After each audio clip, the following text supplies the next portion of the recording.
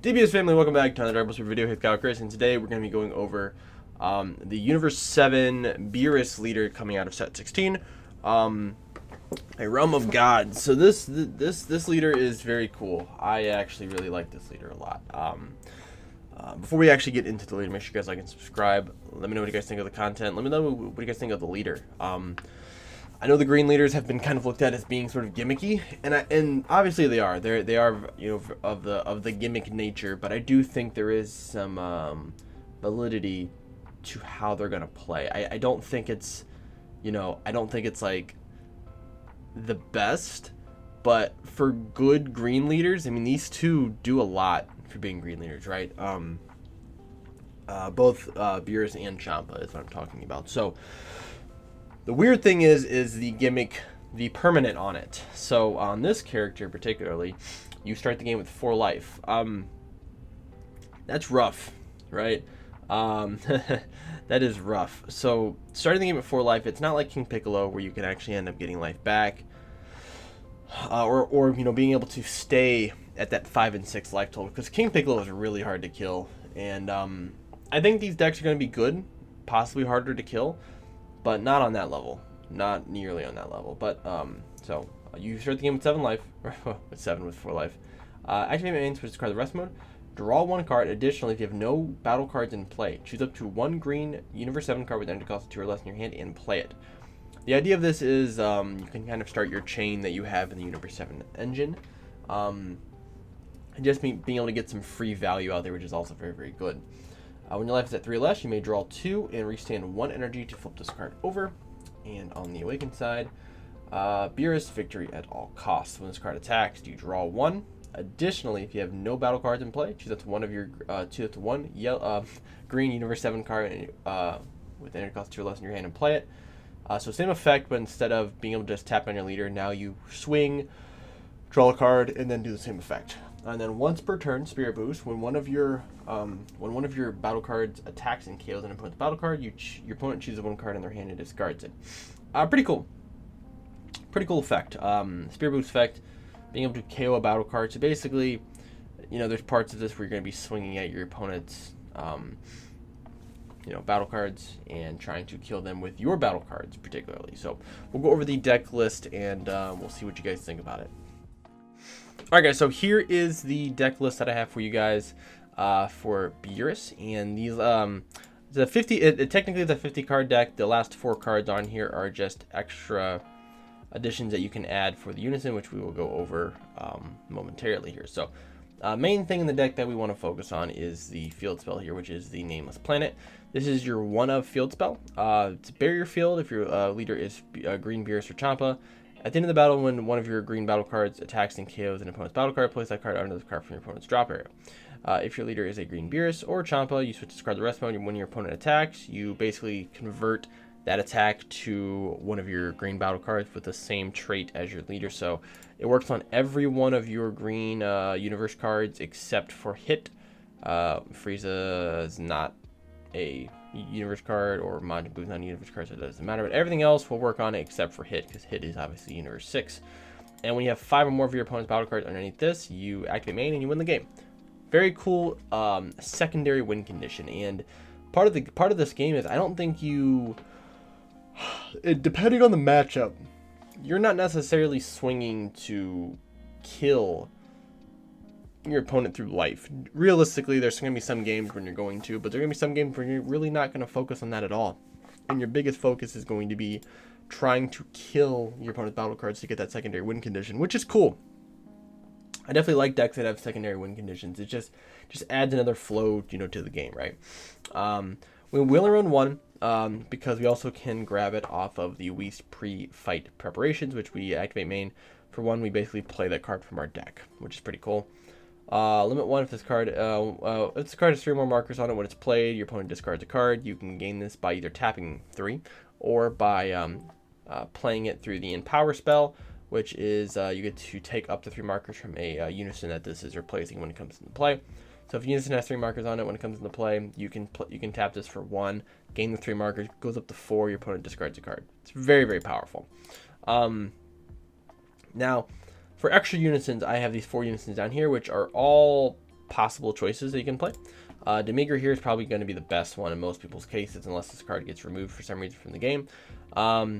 Has the ability to not, take, you can take life to keep this card alive. That's probably the one reason why you're not going to run it, is because you're not really going to want to take life at all to save this. +1, this card gains 10k for the turn, and then you can kill 2 things, one ignoring barrier with this -3. So this is probably like one of the least favorite options because of the permanent effect. It is a very, very powerful unison, just maybe not so much in this deck, but it is, like I said, a possibility. Golden Frieza is one of my favorite for this deck, just to draw one, kind of fix your hand a little bit. And then also this gains crit. So you have a 15k crit and a unison, which is very powerful. And then also having a built-in floodgate for a -2 is very, very good as well. We have SS3 Vegito. Top effect we don't actually use. We don't actually use the union effect. But the +2 to give all your cards revenge. Obviously the revenge part doesn't really, this doesn't trigger your nameless planet. But being able to have like a battle card on board, and then you just, it already having revenge, and then you use this to, basically make them attack a battle card, and then it kills both cards. It's very, very powerful. Very, very, very cool effect. And also the -7 is very powerful as well. So this actually gives you almost like a third win condition in the deck, being able to, rip a life, rip cards from their hand, and then go for game, right? So this is probably my second favorite choice here. And then you have Bardock, popping cards in the combo step, KOing stuff, 1 or less, which we don't actually run in the deck. So that part's really not useful at all. But also this just has a game finisher on it, and just being able to pop stuff in the combo area. This is probably a side deck card, depending on how the meta is, right? So like I said, Golden Frieza and Vegeta are probably my 2 favorite. Maybe you want to run in this deck, or just maybe as a 1 of or a 2 of, just to have another copy of a unison, okay? Done with that. Now we go on to the universe cards. So we have our leader can play 2-drop universe 7 cards. So we have a few cards in this deck that we can actually play off here, right? We have Piccolo to battle universe 6, gains 10k and can attack battle cards without a barrier in active mode during your turn. So we go into 15k, can attack any card that doesn't have barrier, which is fair because opponent plays like a 1-drop silver bullet that has like 1k, and you swing this at it. That's not fair at all, right? Permanent, if your opponent has no battle cards in play, this card gains crit. So essentially a free play crit, 15k crit. It's pretty powerful. 1 green when this card is KO'd, you draw a card and you get to play a 3-drop Universe 7 in its place. That's what a lot of these cards do in both the Universe 6 and the Universe 7 archetype, which is fine. So we play this out for free. Just put it on board. Our opponent decides to KO it. We pop this and then draw a card and play out a 3-drop. Next card we're gonna have here is, where is the other Piccolo here? We have this guy here. So this Piccolo is really old. This is from the starter deck forever ago, the Piccolo starter deck. And we play this guy. He does count as Universe 7, which is very interesting. Because that was a that deck was like was it Piccolo Jr.? The Green Piccolo Jr., I think so, yeah. When you play this card, you get to choose 1 Son Gohan Adolescent with an cost of 3 or less from your deck and add it to your hand. We play this because we actually can search out our super combo, right? So turn 1, we can tap our leader, play him, add our super combo to our hand. Now our super combo is already live because we're at 4 life, which just gives us an extra tool to deal with aggro, which is super, super prominent, and we're probably going to have to deal with that at some point, right? So being able to do that is just really, really, really good. And that's why we run the Gohan, because he is a Gohan Adolescence, right? The other one is going to be the Vegeta to battle Universe 6. Kind of same idea as the Piccolo, just has double strike, and then has the same auto effect, being able to draw and play a 3-drop, right? So the 3-drops that we have what, three free drops in the game? Three drops in the game. I said free 3 drops. It doesn't make any sense. We have Super Saiyan Vegeta Lost Kingdom's Pride. I didn't grab the SPR, I'm sorry, but yeah, this is actually I think I like the, I made like the SR more than the SPR. I don't know. Kind of a weird one. Anyways, 20k dual attack. If your leader is green, you have 3 more energy. At the end of the battle, when this card is used in a combo from your hand, play a card from your hand. So this is a basically a Bardock Raider's Warcry. So technically, we can play this off of the 2 drops effects. Not the most favorite one, because this actually doesn't have a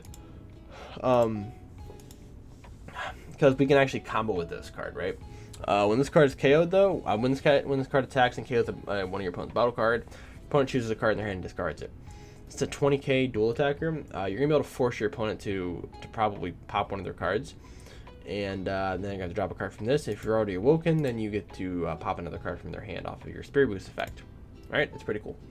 Second one's going to be Super Saiyan Goku.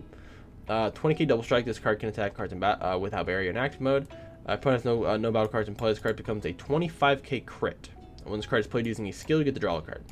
So if you whip the chain, right? If you go from here, play this out for free. You draw a card of leader. This card dies. You tap a green, draw a card, play this guy out, and then draw another card. So you just drew what, 3 cards, which is pretty good. So you're plussing at least what, 1, or I think actually yeah, you're plussing at least 1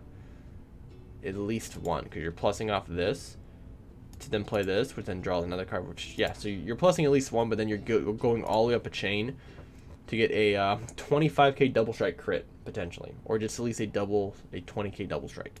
Being able to partial in unisons are also pretty good with this card.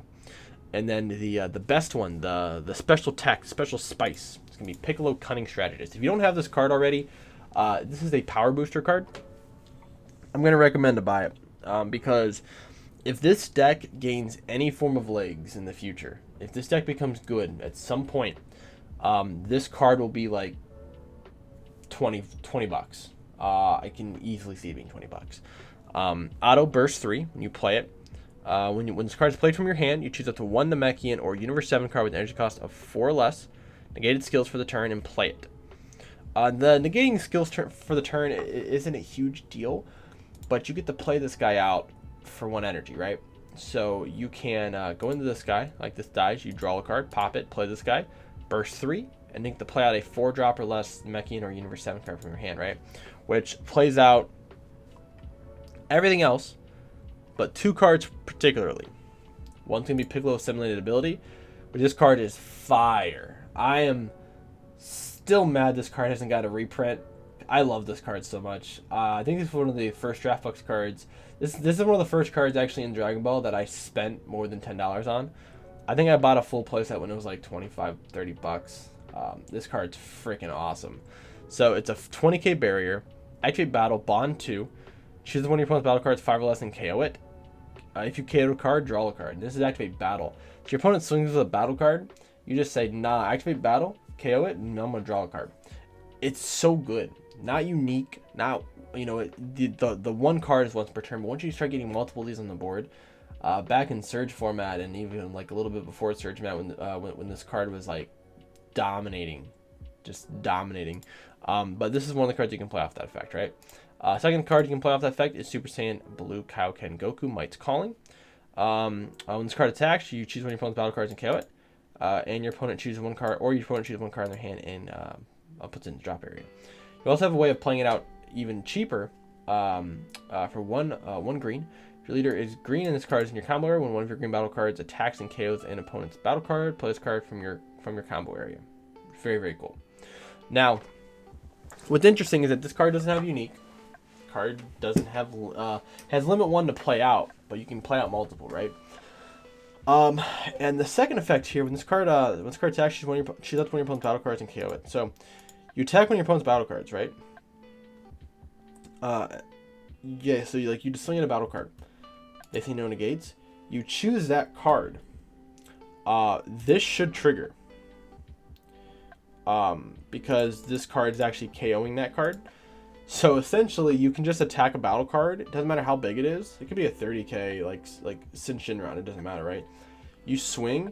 They say no negate. You go, all right, I'm gonna pop that card, right? Yeah, because it doesn't say the card had to be in the battle, like the battle step. It just says at the end of the battle, in which one of your green battle cards attacks and KOs an opponent's battle card. So you have to swing at the card, but you can still use this effect to just pop it without actually having to go to the combo step. So if your opponent, even if your opponent negates, you can still just pop it and it should just die, right? It's very, very powerful, right? So you have 2 really powerful 4-drops that you can play off this effect. Most people are probably going to play Piccolo Assimilated Ability if you have the ability to, because if you can play this turn 2, it gets a little nuts just being able to stick this on the board really early. And most of the cards your opponent play are just going to die. So a little difficult to deal with. We also run 2 of the Hit Assassin Strike. This is another combo card, but this is for 2 energy. And this is a 20k dual attack barrier. Auto limit 1 if this card is in rest mode, and when one of your opponents attacks, they may choose 2 cards in their hand. If they don't, negate the attack. Your opponent can't attack for the turn. So you have a Rebrand built in with a Hatchyak Baby Hatch effect, which is like, you have to kind of read the effect twice because it seems like it's too powerful, and it is extremely powerful. However, in this deck, you having to tap 2 for it, it's not terrible, but you're forcing yourself to attack your opponent's battle cards to be able to play this guy out, right? But when he hits the board, you swing twice at them, put him in rest mode, and now your opponent's just gonna have to start discarding cards, and that gets really irritating really fast, especially if you're not allowing them to like awaken, right? Like once they play a battle card, they play a unison, you just kind of swing at that stuff.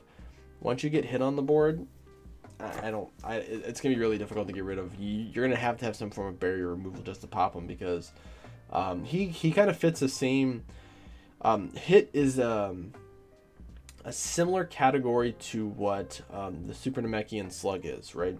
20k body with that has barrier, and has an extremely powerful effect that kind of forces your opponent not to be able to play the game correctly, right? Slug stops all of your opponent's cards from being able to draw except for their leader, which most decks have a lot of cards that want to draw. They just don't get to. This card just says you either discard 2 or you can't attack for the turn. And that's really tough. So people are gonna have to main board some barrier removal for sure, dealing with some cards like this. So outside of that, we have some tech cards like Secret ID. We have 4 dormants here, as well as 2 homicidal clones, 4 Frieza charismatic villain, 2 Bupo Majin Boos, and then the secret rare just going to be Grade 8 Mask Saiyan, mainly just because it's a 1-drop and just it allows us to KO a battle card. You can technically use this in the combo step if you really wanted to pop something, but realistically you're just gonna use this just for defense, right? Just to kill something on board, something that's really big you can't get rid of. You just tap 1, use this, pop it, goes away, right?